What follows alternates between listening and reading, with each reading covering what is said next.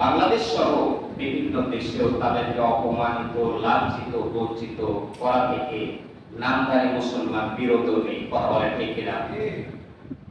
আমরা দেখতে পাচ্ছি যে মানুষটি 50 বছর যাবৎ কোরআনের দাওয়াত দিয়েছে, যাকে মানুষদের কলিজা থেকে বের করে দেওয়ার চেষ্টা করা হয়েছিল অসংখ্য অপবাদ দিয়ে, একই কায়দায় তার একটা চিত্র বানিয়ে টুপি মাথায় দিয়ে গাড়ি তৈরি করে তাকে যখন ঢাকা বিশ্ববিদ্যালয়ের মতো একটি জায়গাতে যখন তার মুখে জোড়া দিয়ে লাথি মারা হচ্ছে, এটা মুসলমান হিসাবে কলিজায় লাগার কথা। কথা বলে ঠিক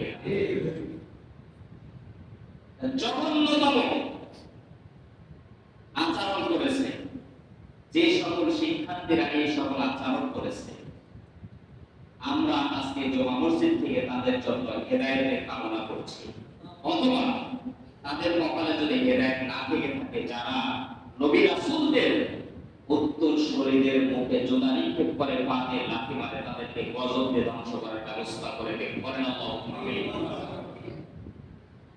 কষ্ট পেলেন? কষ্ট আমাদের লাগবে। এমনকি কেউ ঘটনা ঘটে গিয়েছে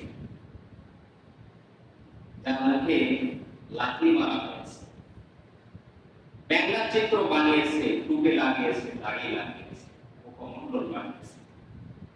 এই মুখমণ্ডলটা আল্লাহ তাআলা প্রত্যেকটা মানুষের মুখমণ্ডলটা আল্লাহ তাআলা নিজ হাতে তৈরি করেছে। সুবহানাল্লাহ বলেন, আর জোরে বলেন না সুবহানাল্লাহ। এই জন্য নবী করিম সাল্লাল্লাহু